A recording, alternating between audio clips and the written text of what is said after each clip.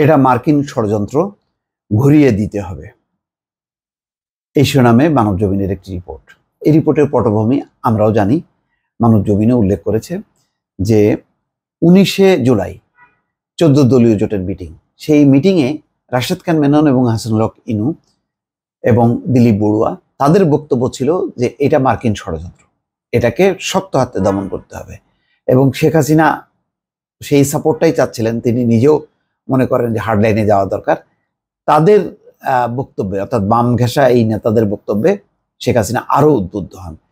যদিও সেখানে 14 দলীয় জোটের কেউ কেউ বা আওয়ামী লীগের কেউ কেউ, সবাই না, কেউ কেউ তারা মনে করছিলেন যে আলাপ আলোচনা করা দরকার, হার্ডলাইনে না যে তাদের অনেক কৌশলে এই জিনিসটাকে ফেস করা প্রয়োজন বলে মনে করছিলেন। কিন্তু তাদের উত্তপ্ত বক্তব্য এবং সেই সঙ্গে জামাত শিবির নিষিদ্ধ করার মধ্য দিয়ে পুরো বিষয়টা ষড়যন্ত্র, চক্রান্ত এইভাবে একটা প্রতিপন্ন করার চেষ্টা করেছিল। এবং শেখ হাসিনাকে আরো উদ্বুদ্ধ করার ক্ষেত্রে বাম ঘেঁষা এই হাসানুল হক ইনু এবং রাশেদ খান মেনন, তাদের ভূমিকা ছিল জোরালো। সেই সঙ্গে ছিলেন দিলীপ বড়ুয়া।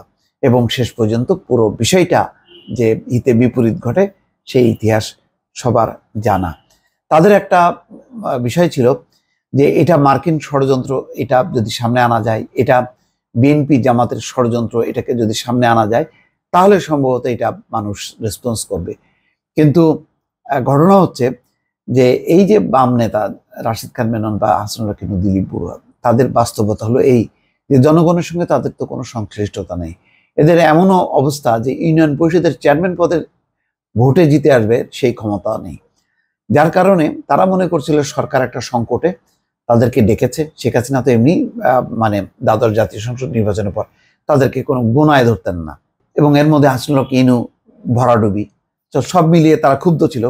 তো 19 তারিখে বৈঠকের পর এই নেতাদের হয়তো কেউ কেউ ভাবছিল যে এখনই সুযোগ, যদি শেখ হাসিনা এই সংকটের সময় তাকে যদি আরো সাহস যোগানো যায়, তার পাশে দাঁড়ানো যায়, তখন হয়তো শেখ হাসিনা মনে করতে পারে যে ক্যাবিনেট রিশাফল করবে এবং তারা তখন আবার মন্ত্রী হিসেবে সামনে আসবে।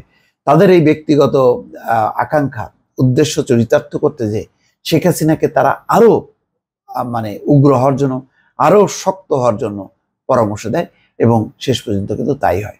14 দলীয় জোটের এই বৈঠক 19 তারিখে গণভবনে যখন সন্ধ্যায় হচ্ছিল, তখন কিন্তু পাশের কক্ষে আইন শৃঙ্খলা রক্ষাকারীর বিভিন্ন বিভাগের শীর্ষ কর্মকর্তারা উপস্থিত ছিলেন। তারা অপেক্ষা করছিলেন যে 14 দলীয় জোটের বৈঠকের প্রেক্ষিতে কি মানে তাদেরকে নির্দেশনা দেওয়া হয়।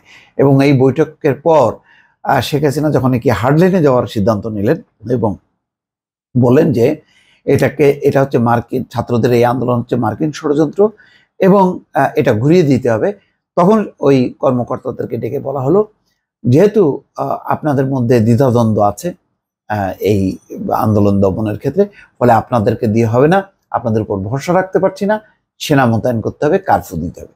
এবং এই সেনা মোতায়েন এবং কারফিউ দেওয়ার এই পরামর্শটাও কিন্তু ছিল রাশেদ খান মেনন, ইনু, এই বাম নেতাদের কাছ থেকে। এবং সেই অনুযায়ী তাদেরকে জানিয়ে দেওয়া হয়। এবং তারপরের ইতিহাস তো দর্শক সবারই জানা আছে যে সেনা মোতায়েন করার পরেও সেনা বাহিনী কিন্তু শেষ পর্যন্ত বরং বলা যায় যে তারা ম্যাচুরিটি দিয়েছে। 2 তারিখের বৈঠকের খবর, যে রিপোর্টটা প্রকাশ হয়েছে, তাতে দেখা যাচ্ছে যে জুনিয়র সেনা কর্মকর্তারা তারা পরিষ্কার বলেছে যে না, সেনাবাহিনীর ভাবমূর্তি নষ্ট করা যাবে না, সেনাবাহিনী গুলি চালাতে পারে না, সেনাবাহিনী, বাংলাদেশের সেনাবাহিনী একটা আন্তর্জাতিক বাহিনী আছে, আর যারা আন্দোলন করছে তারা আমাদেরই সন্তান, ফলে নিজেদের সন্তানদের বুকে গুলি চালানো যাবে না।